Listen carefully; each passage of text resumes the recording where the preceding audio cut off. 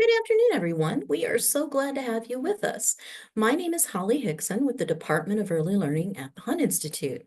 For the benefit of anyone who may be joining us for the first time today, the Hunt Institute is the creation of our founder and namesake, four-term North Carolina Governor James Hunt. We serve as an educational policy support to governors, state legislators, and other high-level state elected leaders. We cover the full spectrum of educational policy from early childhood through the workforce. In our Early Efforts series, we focus on the early childhood portion of this continuum from prenatal to age 8. And today we have a very special guest moderator, Dr. Randy Wolf with Early Childhood Education Pathways to Success. She is the founder and executive director. Randy, take it away. Okay, thanks, Holly. Yes, I am Randy Wolf, and as Holly said, I'm the founder and executive director of, it's actually Early Care and Education Pathways to Success, but more widely known as ECEPTS.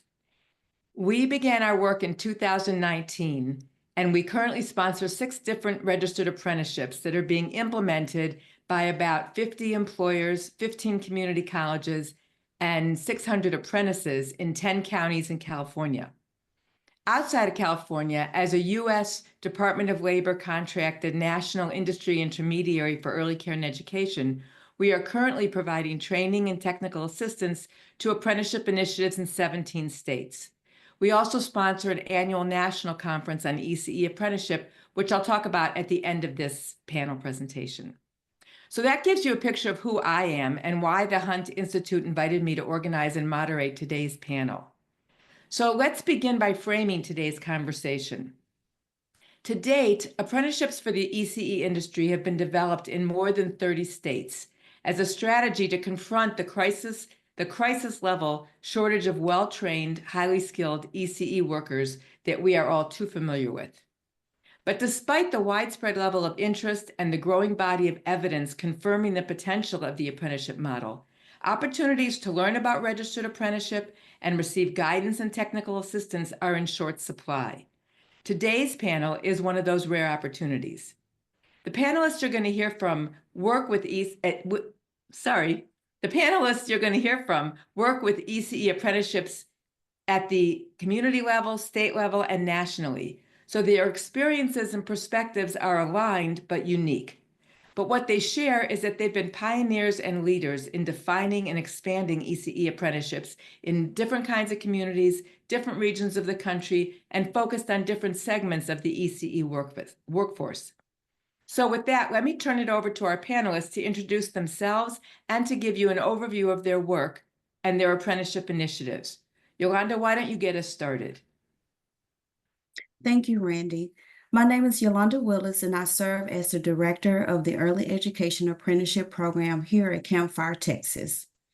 As the first early education apprenticeship program in Texas established in 2019, we are deeply committed to the professional development of educators statewide.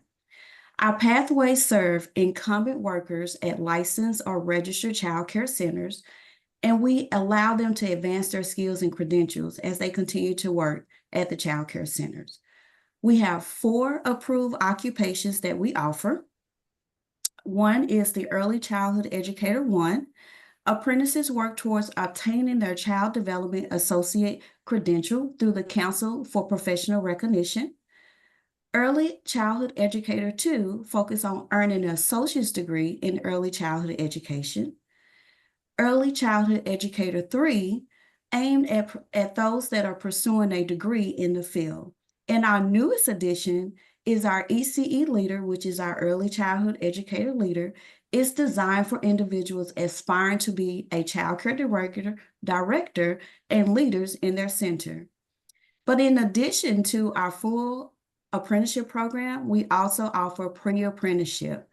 And so that program is where we partner with school district CTE programs, and we provide support for part-time employees working at licensed child care center. This initiative ensures that we are working with the next generation to become highly qualified individuals before they enter the workforce field full-time. Thank you, Randy. I'm handing it back over to you. Thanks, Yolanda. Okay, let's go now to Beenal. Hey, everybody. Good afternoon. My name is Beenal Patel. I'm the Chief Program Officer at Neighborhood Villages. We are located in Massachusetts. Neighborhood Villages is a systems change nonprofit. So we have a lot of different programs that we do. Workforce is certainly a big part of our portfolio. And through that, we have created two occupations, two registered apprenticeships with our state apprenticeship agency. Really similar to what you just shared, Yolanda, we have a CDA apprenticeship where we're supporting educators in achieving their child development associate. And in Massachusetts, currently a child development associate is a lead teacher certification. And so we also call this our lead teacher track right now. We're doing that with an English and a Spanish cohort. We're currently in our second year. We're one of the largest apprenticeships in our state. Last year, we were really fortunate to graduate 68 apprentices, and this year we are launching with 100 apprentices in our program. Our second occupation and track, similar to Yolanda as well, is a director apprenticeship, so supporting aspiring leaders. We call that Early Childhood Emerging Leaders, or ECEL apprenticeship, which is both for lead teachers who are aspiring to become directors. But interestingly enough, we found that we have a lot of current directors in our apprenticeship. And I think it really speaks to this need and hunger for additional training in that leadership role, but also the importance of the mentor in apprenticeships, because we found that that's something that both lead teachers, but certainly directors, are definitely seeking. We also have a role in Massachusetts as the ambassador in our state, which I will talk more about later, but really excited to share that work too. Back to you, Randy. Thanks.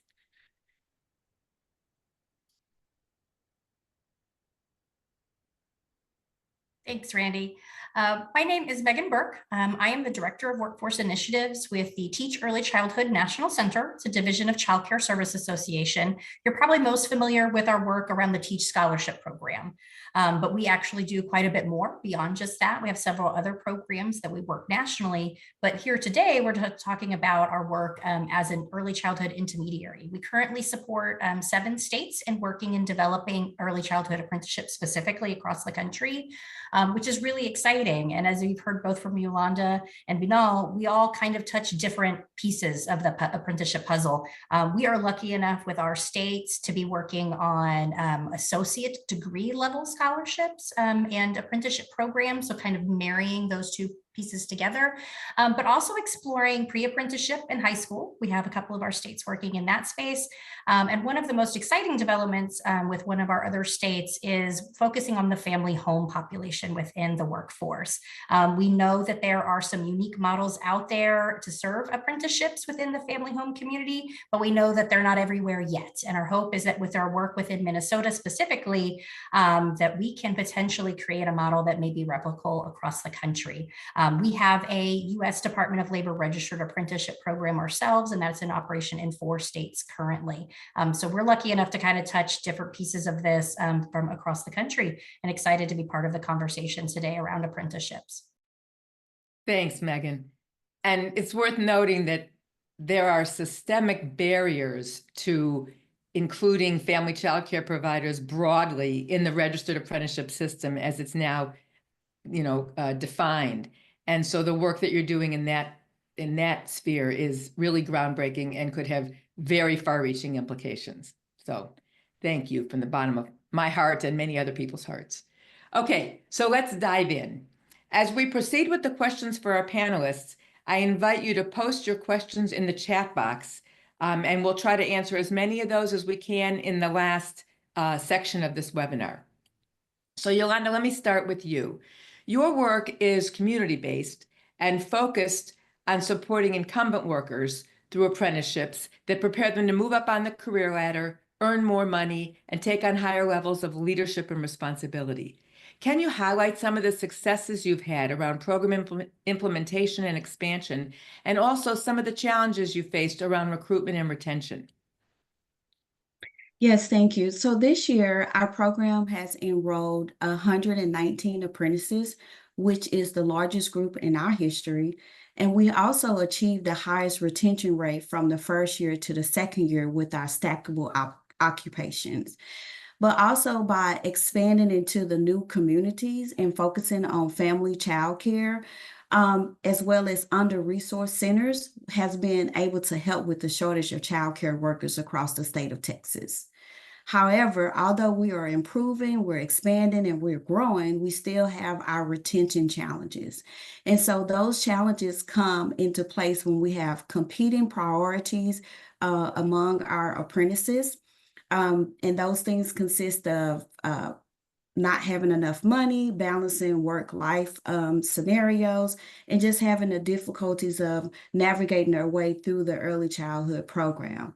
And so one of the ways that we have dealt with this challenge is that we implemented what we call a comprehensive intervention plan.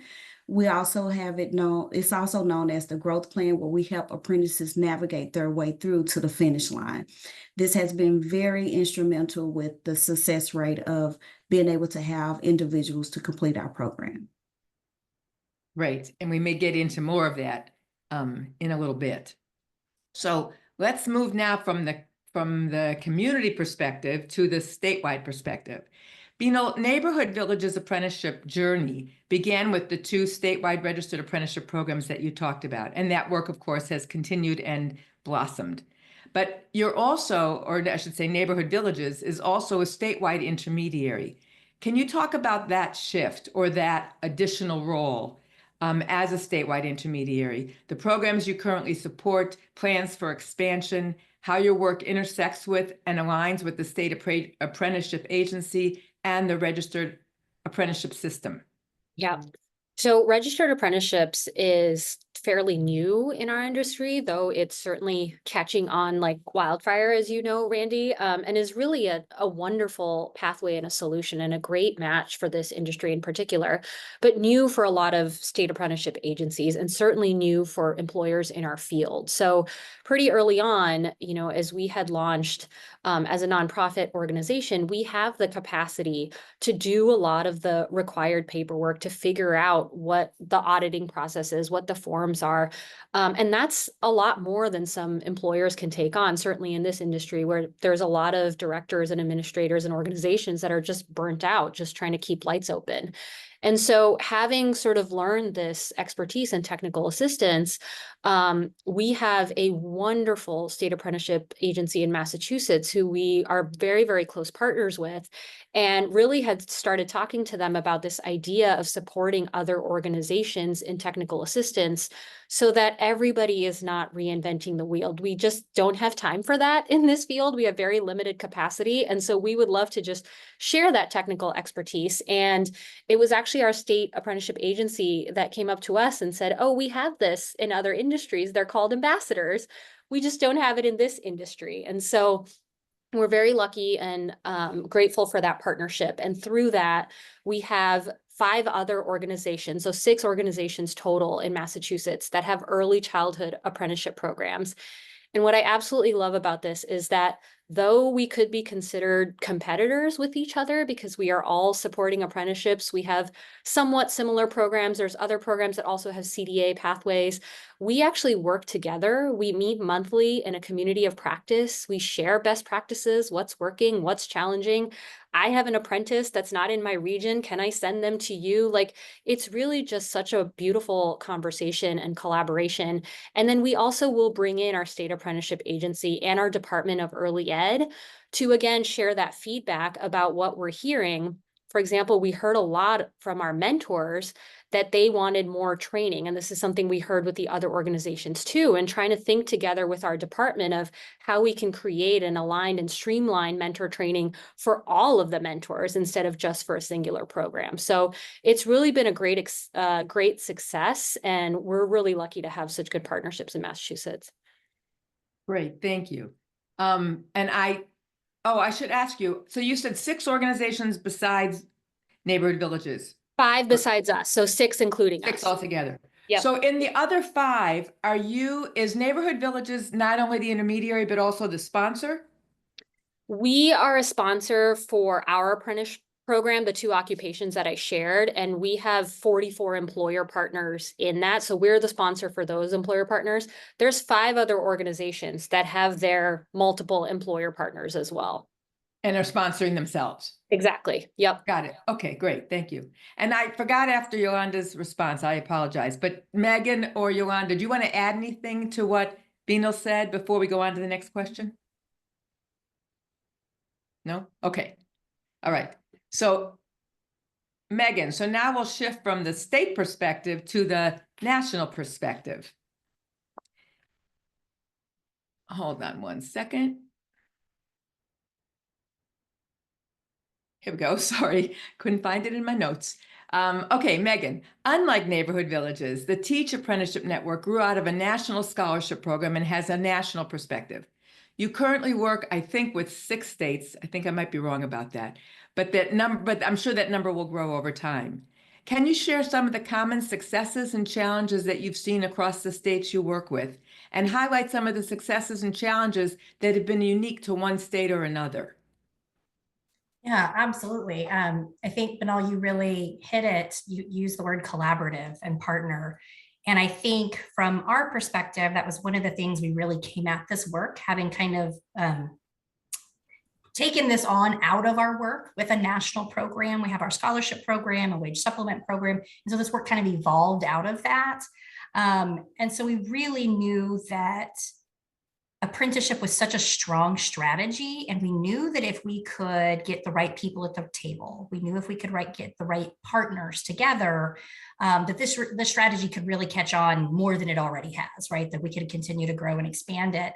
And so really from our perspective, we really took a kind of a team approach and a collaboration approach. And so with each of our states, I think the number one thing that I would say is you need to know, who do you have at the table now and who are you missing?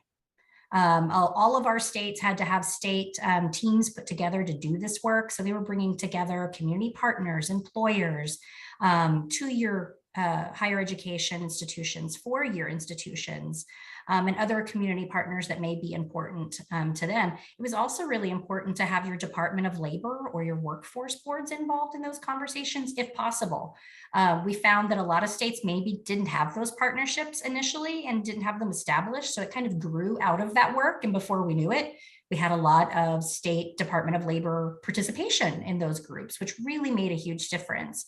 So I think probably one of the largest lessons that we've learned to date is, number one, again, kind of looking at your table and who's already there, but who might you need to bring into this conversation? Because apprenticeship really does have to be employer driven, and you've got to have that employer voice. So I think a lot of you probably already have networks with your directors.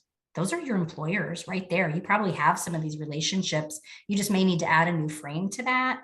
And then look for new opportunities to develop new relationships. I think that's really key. I mean, Yolanda talked a little bit about their program, and she'll probably mention it later, but connecting with your workforce boards. That's where a lot of apprenticeship is housed. It's with your state Department of Labor and then your workforce boards, and we could dig into all of that. But those may be, again, relationships you don't have. So I encourage you to think about that. We've got to build relationships where the funding lives, right? Like that's part of the puzzle. So you've got to think about that. The other thing I think is one of the lessons that we've really learned in this work and from a national perspective is, but all you kind of hit on it, apprenticeship is complicated. It's a whole different language. Department of Labor, there's a lot of terms and paperwork and forms to fill out. And state to state, we've learned no two of you are alike, just like with anything else. Every state's completely different. But don't hesitate to find an expert that can help you guide you through that process, that can help facilitate some of that work. It's a lot of work, and there's a lot of moving parts, from building an apprenticeship, registering apprenticeship. What do you want it to accomplish? What degrees or certifications? Like there's just a lot to unpack there. And you have these amazing intermediaries. ECEPTS is one, that can help you with this work. Massachusetts, Banal and her organization, you guys are supporting that work. So look for those partners, look for those experts. They can help you, and they're going to make this easier. They know the work, they know there is a cadence to it. We all say apprenticeship is new and it's all over the place, and we learn something new every day. But there is a rhythm to it, there is a pattern to it, and there are those experts. So don't underestimate the importance of finding a partner to help you with that work, because there's just so much to unpack there. and to help you identify those partners that you might not have found or look like.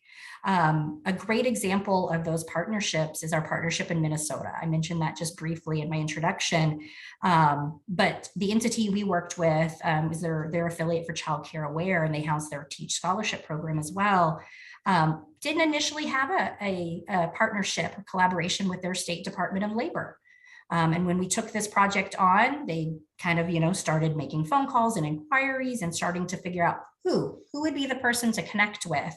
And they made a lot of inroads and established that relationship. And because of that relationship, they were able to secure some funding opportunities that were available to them through their Department of Labor, which was huge. And they became true partners in the work. They're the ones who've really spurred on this work around family home, which has been really exciting. And as Randy said, there's some inherent barriers to that. And they have come along that journey with us and are looking at opportunities to go around those barriers and work through them. So you just never know where those partnerships are going to take you. So I can't stress enough, find your partners, find who's missing, work on those relationships, and find the experts. Find your intermediary, whether it's a national intermediary, local, what have you, but find the one that works for you. There's several, because they're going to help you, and they're going to help you see things that you probably didn't even know you needed to build into an apprenticeship before you know it, and be really invaluable. So I will pause there. Great. Thank you, Megan. And I would mention as well that it with respect to not only the building of partnerships, but the sort of integrating ECE within the National Registered Apprenticeship System. As some of the people on the call may know, I sit on the Department of Labor, the Secretary of Labor's Advisory Committee on Apprenticeship. And I am the voice of the 30 committee members, the voice and the representation of ECE as an industry. And so I can tell you, whether you are working in a state that has a federal office of apprenticeship or a state apprenticeship agency, I won't explain that right now. We can do it in Q&A if people want to know. But either way, you can be fairly confident that the notion of ECE apprenticeships is no longer something that they're going to say, what? I never heard of such a thing. They may say, well, we have hesitations about really investing in you because you guys don't pay well. Different conversation for a different webinar. But don't let that stop you, because we have successfully worked with many of the states at this point, and the Department of Labor is very committed to supporting our work, which is why they funded national intermediaries. Okay, I'll stop there. But in the spirit, or in the context of building relationships, Yolanda, I wonder if you could talk a little bit about your unique success. You may not feel like it's unique, but I know it is. Unique success in working with the Texas Workforce Development Boards and accessing WIOA funding. Yes, thank you. It is a unique situation, Randy, because as I have had opportunities to connect with other apprenticeship programs, the going question is, how did you do this? And so one of the ways that we connect with the Workforce Board is sometimes through the grant funding. It does ask for a commitment form. You send a commitment form to the Workforce Board, allowing them to know that what you're trying to do in their area and how you are going to be leveraging resources to their child care centers. So that's the first leg of communication with the Workforce Board. But the ongoing relationship stems from with Campfire is that every year I reach out to my contact at each Workforce Board, establish a estimate of cost per apprentice.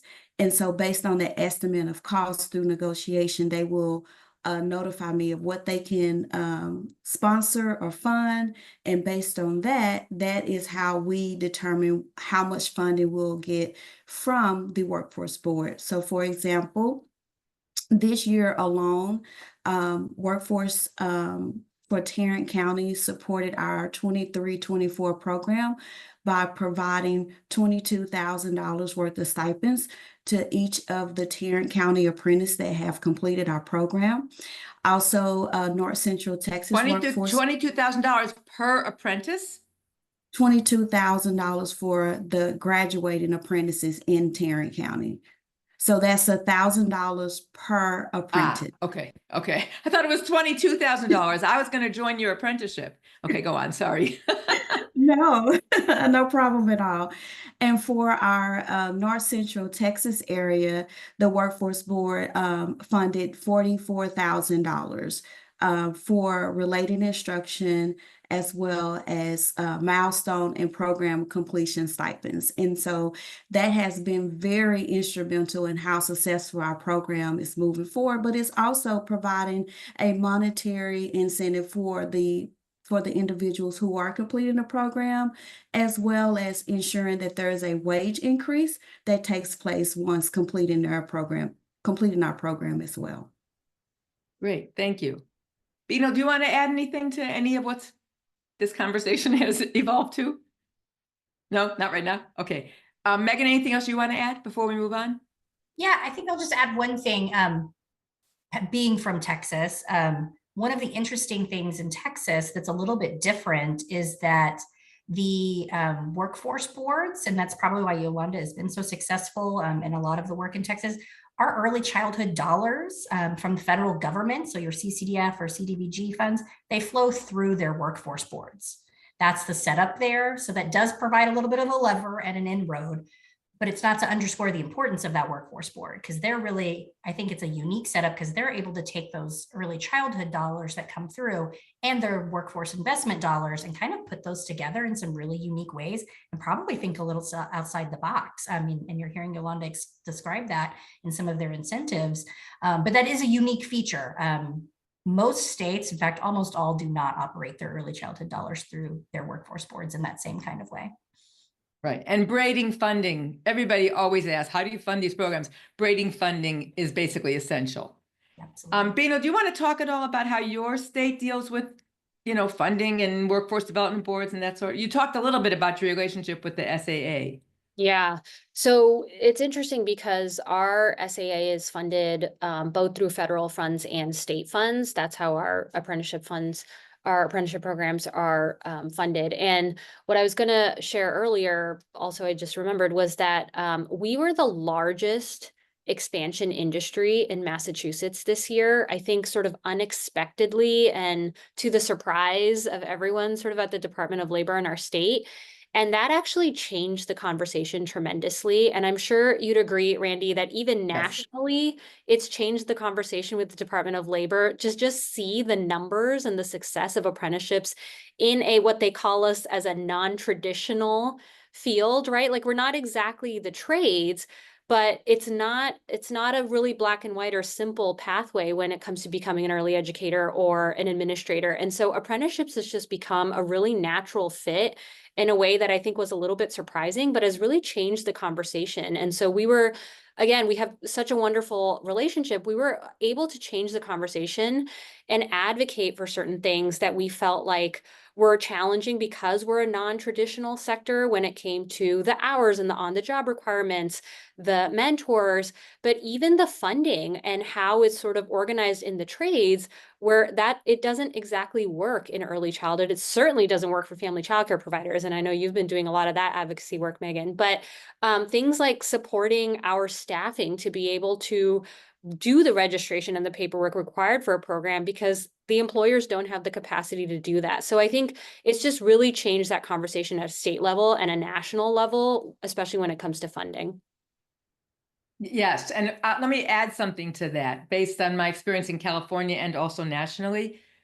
Nationally, I think one of the things that's caught everyone's attention is our success rates. Because if you look nationally across all apprenticeship industries, the trades, healthcare, advanced manufacturing, and so tech, IT, and so on. I think the statistic is something like there's only a 40% completion rate, which I find kind of shocking. And what I always explain is in ECE, we can't afford a 40% completion. We have a teacher crisis, or we have a staff crisis, a workforce crisis. ECEPTS completion rates tend to be roughly between 70 and 80%. And so the fact that our completion rates are so high and the enrollment of new apprentices year by year, not only in our program, but across these 30 states is, you can see the growth. And that has definitely caught the attention of the whole, of not only the the Office of Apprenticeship, but the unions and everybody else who's represented on that committee. That's the one thing. And the second thing I'd say is in terms of California, I can't remember now for sure, but I know that last year, maybe someone online will correct me if I don't get it quite right. Last year in California, we have sort of two groups of apprenticeships, the traditional ones, and then what they call the new and emerging, or what you called, the non-traditional. And I think it was that last year, ECE was either the fastest growing sector or among the 2 or 3 fastest growing sectors, which was astonishing because from their point of view, we sort of appeared from nowhere, which wasn't true, but you don't see the growth until you suddenly get to some tipping point. And I also saw on a report recently, very recently released in California about the state of our 100,000 apprenticeships in the state. They listed all the groups, and the biggest group, I don't actually know why, but this is always true, I think, is firefighters. In California, that's big group, right? But we were about, maybe 1/3 down the list. I think there were like, I'm not going to remember now the right number, so let me not even pretend about that. But we were on that list, and we were not at the bottom of the list. So yes, it's again, we are not only starting the work, but we're getting to be more and more populated within the work. Great. Okay. Anything else anybody else wants to share before I move on with our agenda? Megan, Yolanda? Okay, so let me first say that we're really doing well on our schedule. We will have plenty of time for audience Q&A. And I see that there are 3 really good questions, which will get us started. But before we move on to Q&A, in ECEPTS capacity as a national ECE Apprenticeship Intermediary, I want to take a minute to highlight some of the upcoming events and activities that we are offering and sponsoring that might be of interest to those of you who are on this call. So first of all, we offer these 2-day boot camps, which I'm not going to explain unless somebody asks it in the chat box, but boot camp sort of explains it. But our next boot camp will be December 9th and 10th in New Orleans. In a nutshell, our boot camps are 2-day deep dives into the nuts and bolts of the apprenticeship system and how to build, implement, and sustain apprenticeship programs for the ECE workforce. The boot camp in New Orleans is open to anyone in the country. We encourage people to come as teams, small teams if necessary, so that you're not the only one trying to figure it out, but you're from the very beginning working in collaboration with others. The second thing is our 4th annual National Conference on ECE Apprenticeship is coming May 5th to 8th of 2025. And this year, for the first time, the conference will not be in California. We will be meeting in Austin, Texas. The conference generally brings together more than 200 people from about 25 states and Washington, D.C.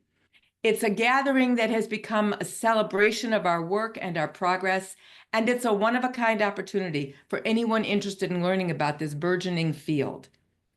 The third thing I want to highlight is that to encourage you to check out the ECEPTS podcast, which is called Early Care and Education, All Things Workforce. And from my humble perspective, our podcast is a treasure trove of information. It features interviews with ECE leaders, apprenticeship leaders, and others. And it's firsthand information that you can't get anywhere else. Megan has already been featured in one of those, and Yolanda was actually our most recently published podcast. And I have not cornered Beanal, but I intend to have her be another one of our featured speakers. You can listen to these podcasts anywhere you listen to, the rest of your podcasts, Spotify, Apple, and so forth. We will put the links to all of what I just talked about in the chat box as we move into Q&A. And for anyone who wants to be added to our mailing list and be notified of our events and our activities, just put your name and email address in the chat box or shoot us an email at ECEPTS@ECEPTS.org. Okay, so with that, let me open up this chat box so I can see it. Oh, good, there's more. Okay, so we're going to just take these in order because I think we have a lot of time. And if it's okay with the 3 of you, I'm going to take the first crack, and then I'm going to say what else you want to add. Okay, fair enough. But I'll try not to dominate too much. Well, the first question actually is complicated. So the question is, what are other states' policies around college credit for paid work? In our state, students cannot earn credit, including practicum credit, for time that they are paid. Is that true in other states? I can tell you that well, I guess I would say two things. One, in a registered apprenticeship, it is required that apprentices complete at least 2,000 hours of paid on-the-job training, paid, supervised, or mentored on-the-job training. And so one of the things that colleges have to adapt to when they decide to get into the world of apprenticeship, they have to look at a lot of their policies, not just this one, but other ones as well. Like, are the courses offered at times convenient for the apprentices? Are they offered at locations that are convenient for apprentices, and so forth? So as you ask any question about state policies or specifically community college policies, my first response would be, don't take what they say as the dead end. What you're getting is the current answer. And community colleges are struggling with the enrollment. They're struggling with horrible completion rates, and they are looking for better ways. And so when they learn about apprenticeship and see the benefits, that you'd be surprised how many policies can be adapted.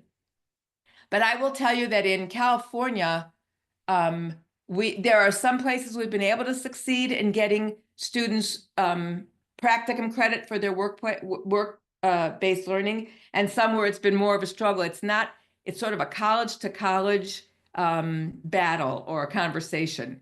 There isn't like a statewide policy per se.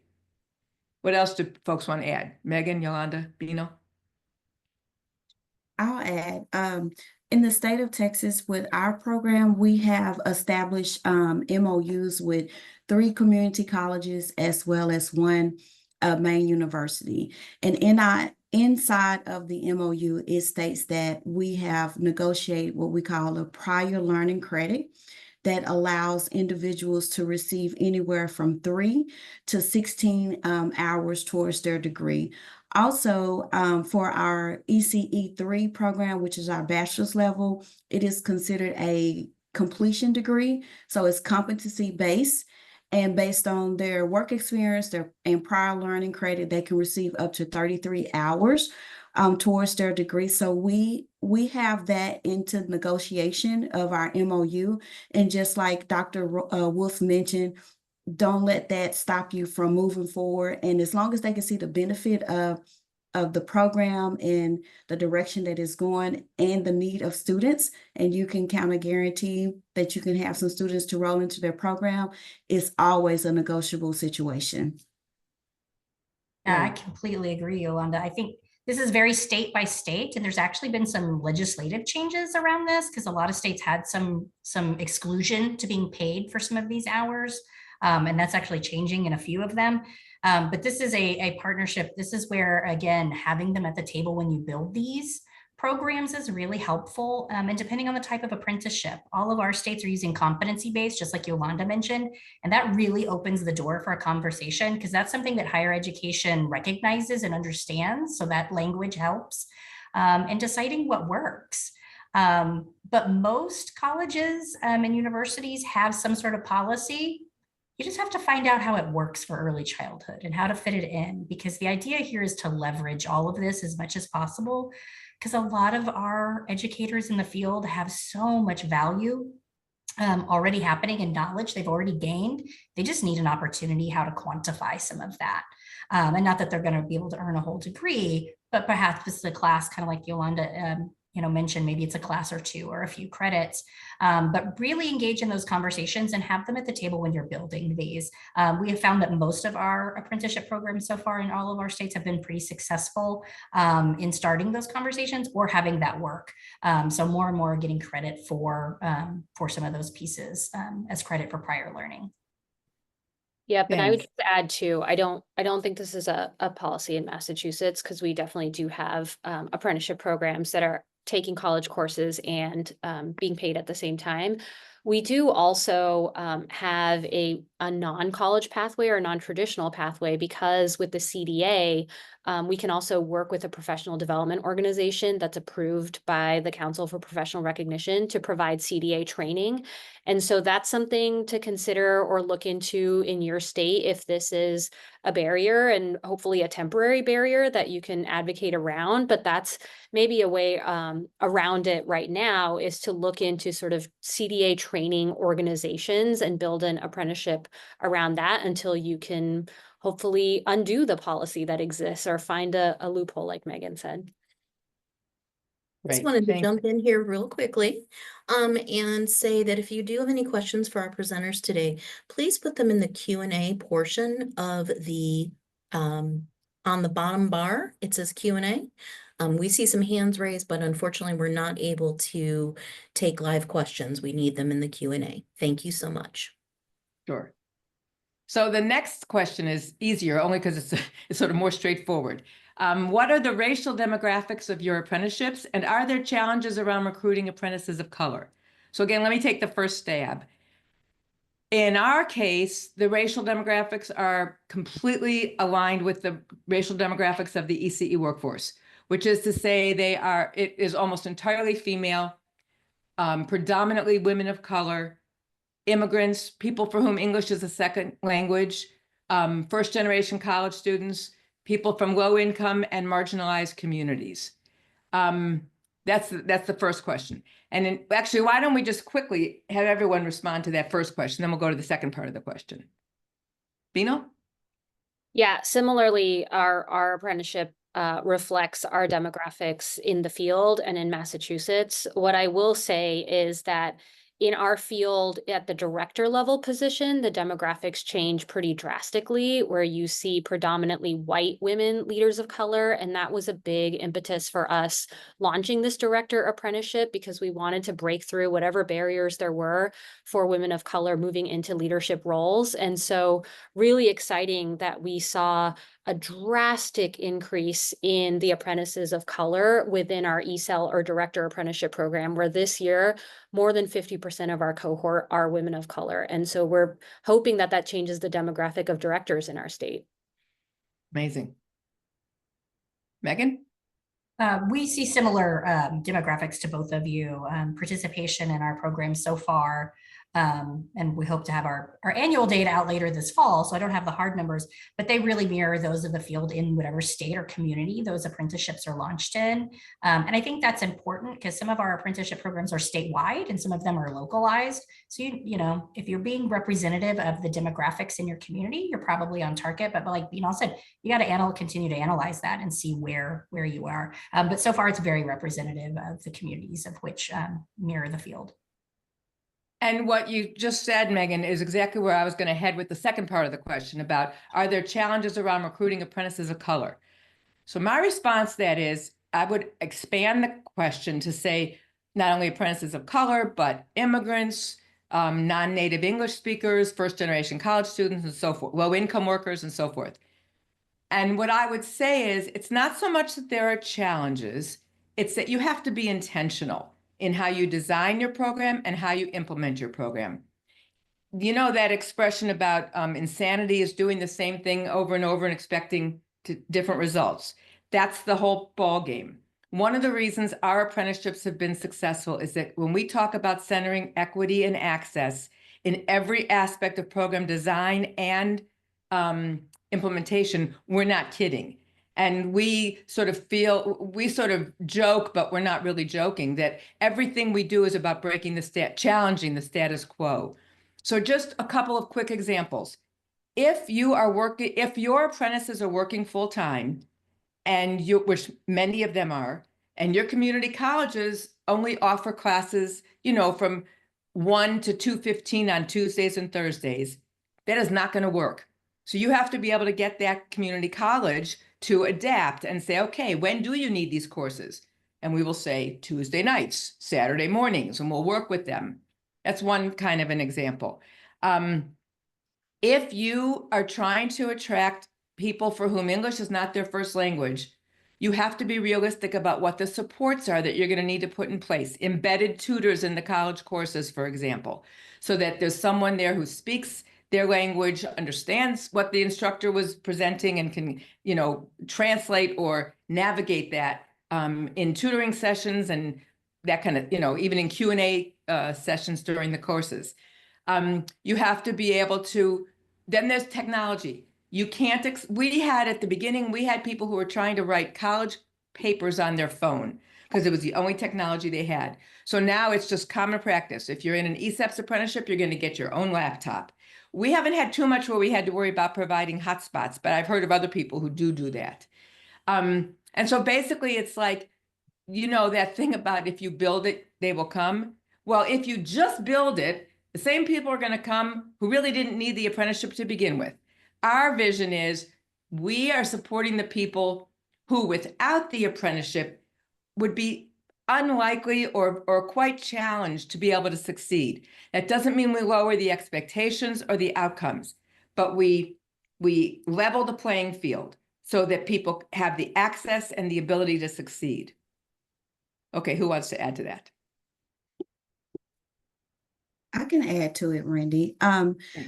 For our program, real live examples is that for the 24-25 program year, our recruitment goal for ECE2 was 10. Our recruitment goal was 10, but we actually end up receiving 20 individuals in our program. So basically it doubled. And working with our partner at Tarrant County College, they actually created a second term just to accommodate for our apprentices. And so when you talk about those challenges and being able to work with these different partners, that is what is required. Also, we implemented our bilingual component to our apprenticeship program. We have served the Borderplex area, which is near El Paso. We have already pretty much completed 14 individuals, and we've had a new center that wanted to participate. We've had the workforce board that want to increase the numbers. And at this point, we're like, there is a need.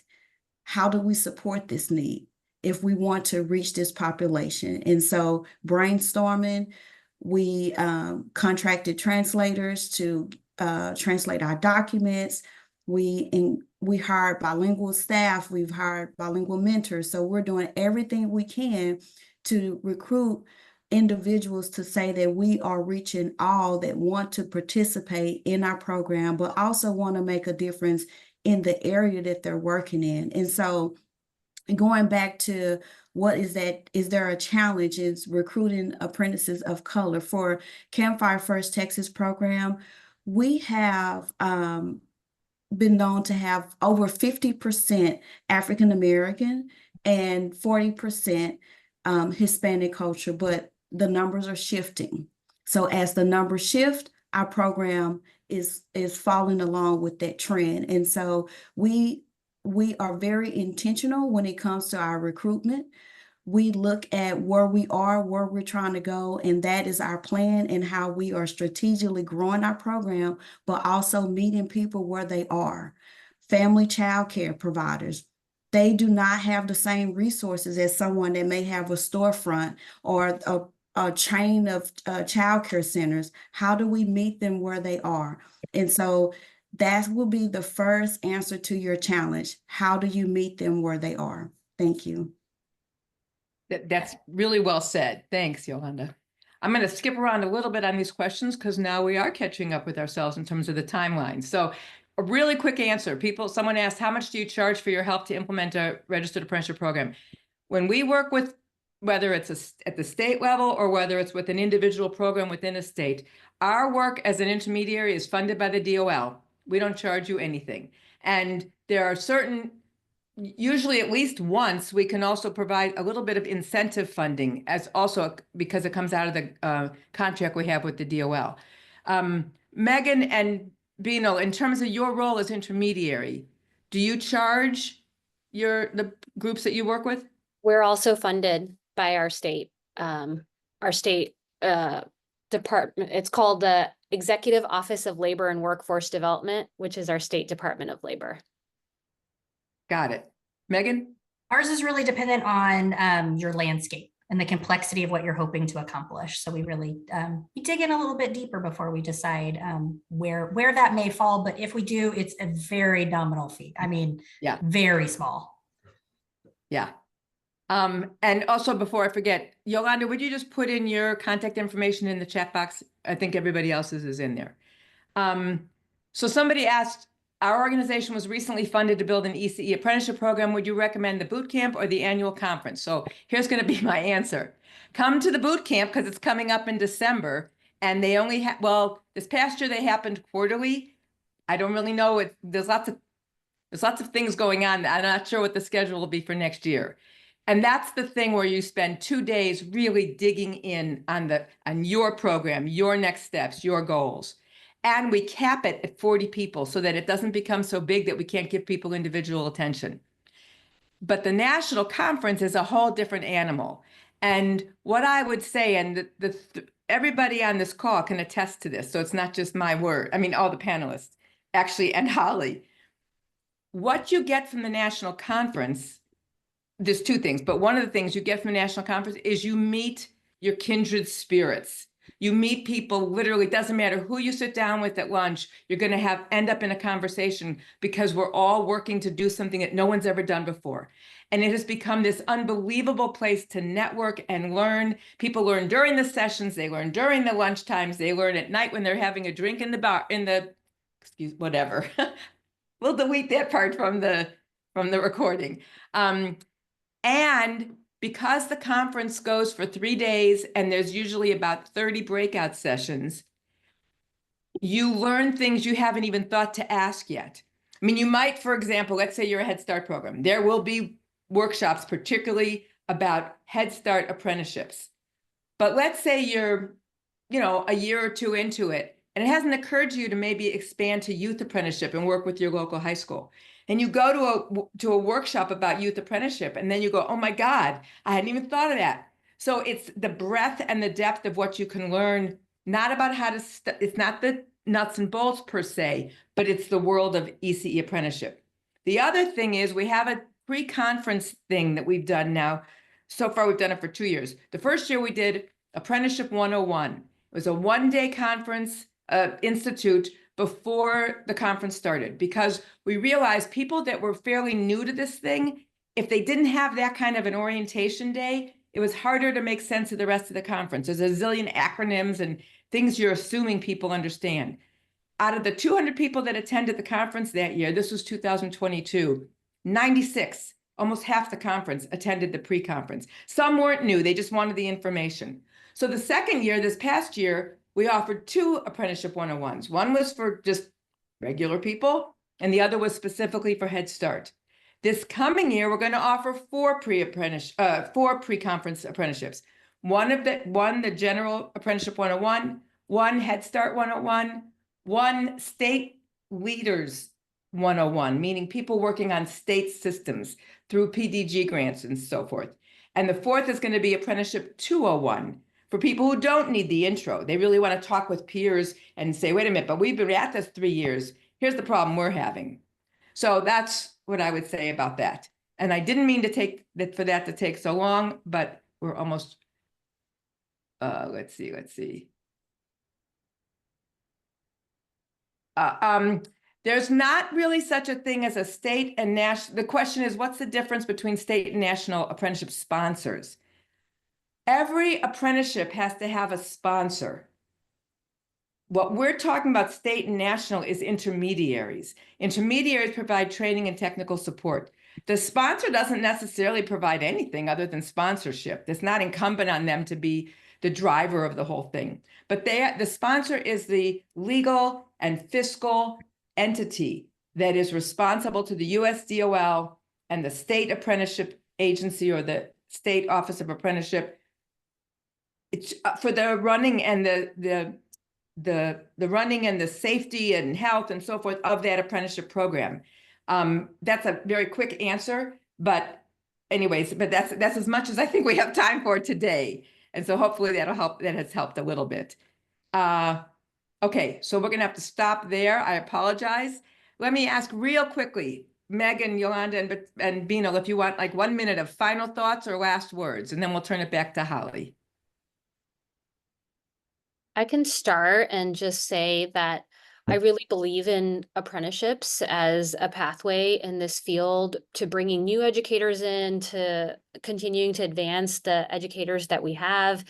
And I would say, don't be overwhelmed by the paperwork, by these terms, RTI, you'll OJT, you'll hear all of this, but there are organizations to help. Seek out a national intermediary, seek out a state intermediary, seek out any of us just to get a download on wherever we can help, because it's really possible and we should all work together. Yolanda? Yes, I would say my first thought is because we were the first apprenticeship program for ECE in Texas, as individuals are growing and producing new apprenticeships in the state of Texas, don't look at it as competition, look at it as a way to be very collaborative. There's enough room for everyone to have their share. I think that one of the things that I have been able to do is kind of help individuals navigate their way through, kind of be that voice of it's going to be okay. And I joke a lot with this saying, but this is something that I will always remember. My first experience at the ECEPT conference, when the comment was made, the apprenticeship program is like flying a plane and building it at the same time. There are so many moving pieces. It can get overwhelming, but just know that the end result is for the greater good. Great, thank you. Megan?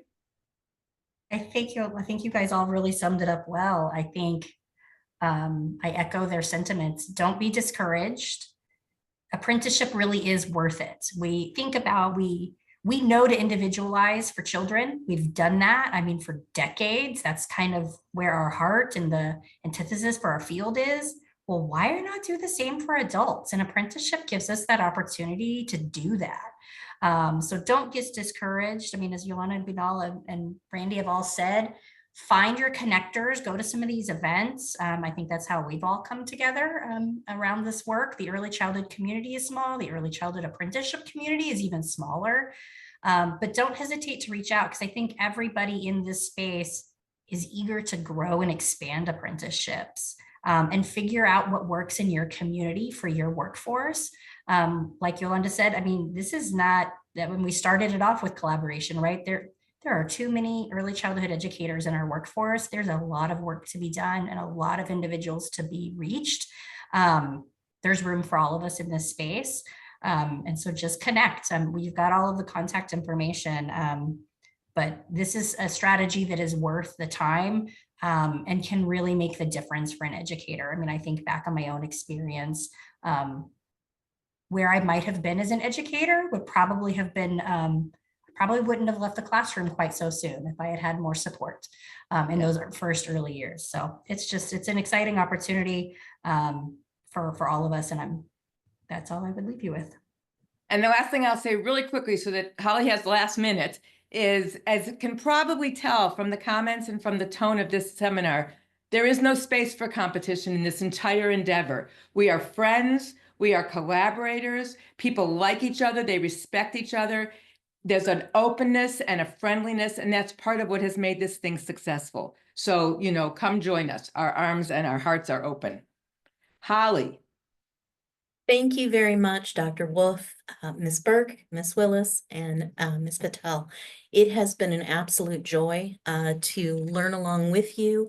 I have had the pleasure of meeting all 4 of these amazing women and attending the conference for 2 years in a row. I also have had the great pleasure of, in a former life, of working directly with Megan as a state support. And I've only been gone from that life for 8 months, so I can tell you they're already launched. Go Nebraska. Whoops, that slipped. So thank you very much. What I do want to let you know is that this will be recorded and placed on our YouTube channel. Also, if you did not get your question asked, all of the contact information and several links are in our webinar chat for you to utilize. And finally, on October 31st, we will be having a family childcare and public preschool conference. And our guest moderator will be Erica Phillips, the Executive Director of the National Association for Family Childcare. Everybody have an amazing last day of September. Take care. Thank you.